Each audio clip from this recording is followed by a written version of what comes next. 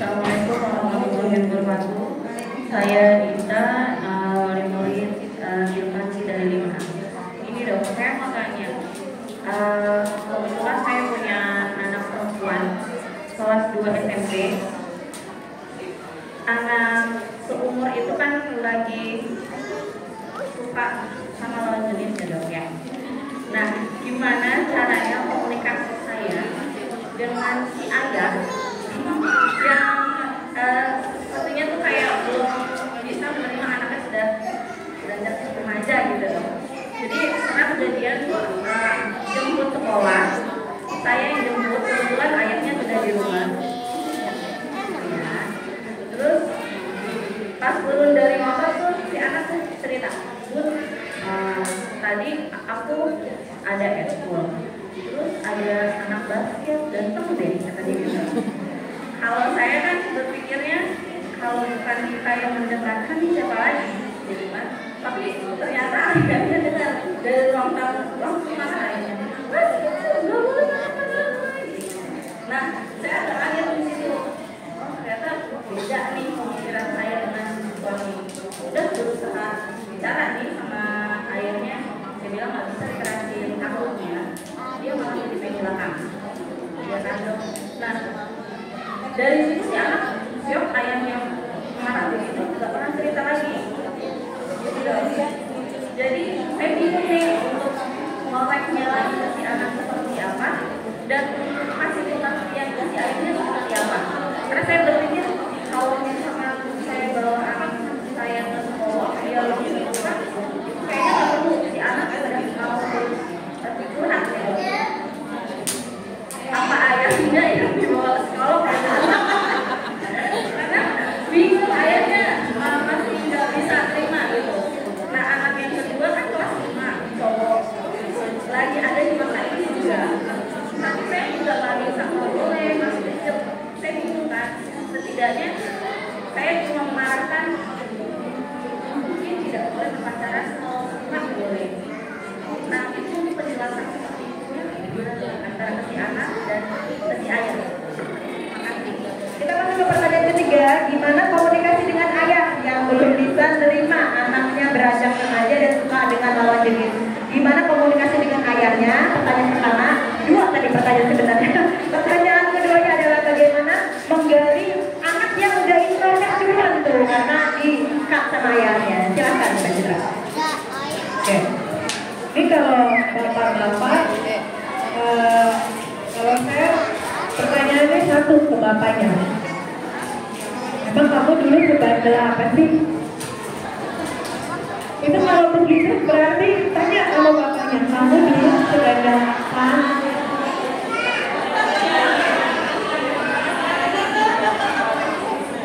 Karena anak saya laki-laki kan, saya bilang sama suami saya begini, ya kamu nanti, karena saya tahu suami saya bandelnya gimana kan, jadi saya bilang sama suami saya, nanti kamu kasih tahu ya, dia itu jangan berusaha anak perempuan orang, aku bilang gitu.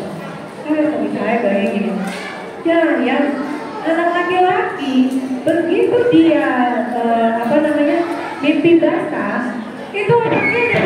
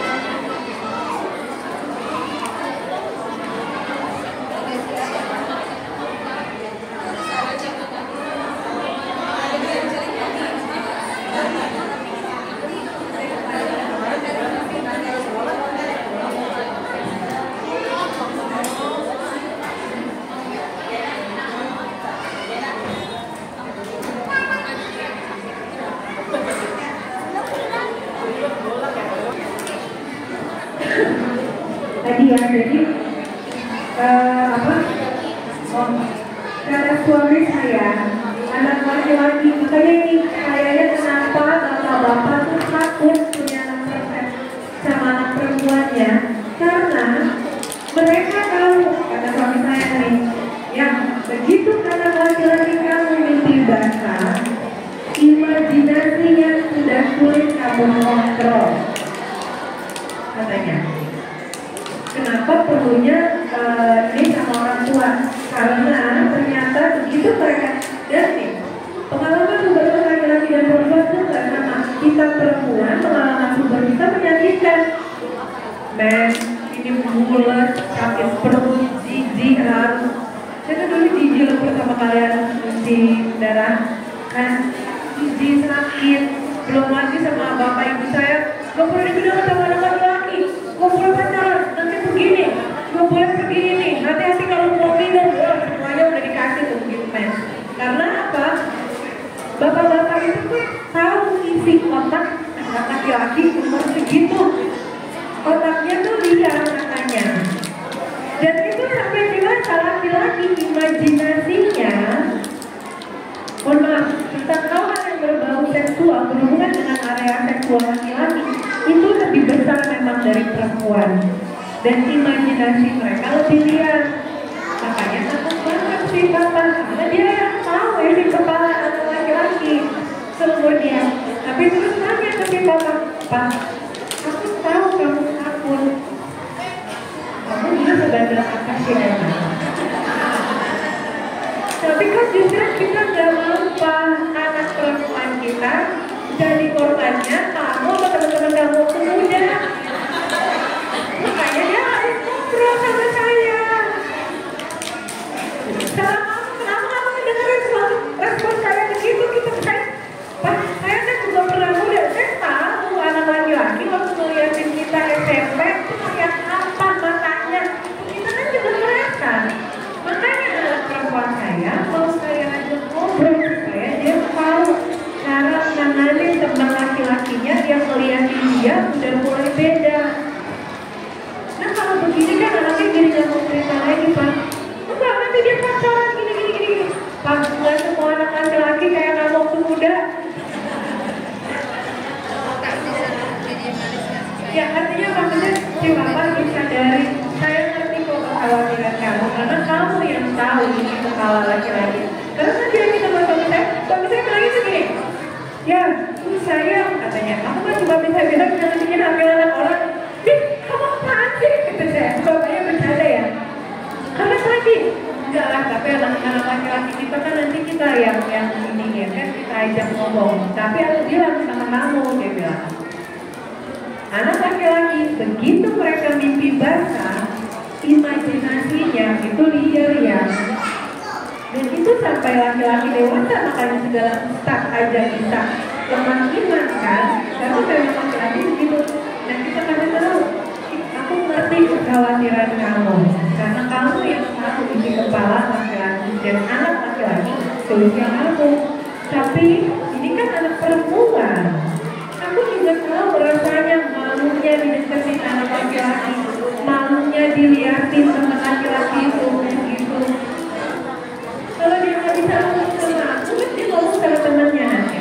Tapi temannya malah ngajarin dia yang enggak, ngajarin genit lah, ngajarin segala macam gimana kan. Justru aku izinin dia ngomong sama aku, cerita malah kalau saya jalan saya, kalau dia punya. Dia bilang nih ke si mama nih, si anak perempuan cerita nih, dia punya kan.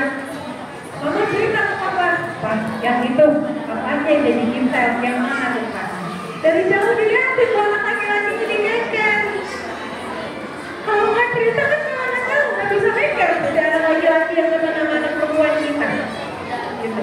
Terus sekarang jadi mau cerita, si papa minta maaf sama anak perempuannya. Bukan mamanya, karena kan dia tadinya sama salah sama dia jadi takut, karena berarti dia juga gak mau dua nih si anak. Dia dimarahin, mama dimarahin sama papa. Karena dia cerita, mamanya jadi ikutan dimarahin. Berarti papanya samperin anak perempuannya, ajak ngomong, maaf ya kemarin papa salah. Papa takut nak, kalau perlu diomongin. Soalnya papa salah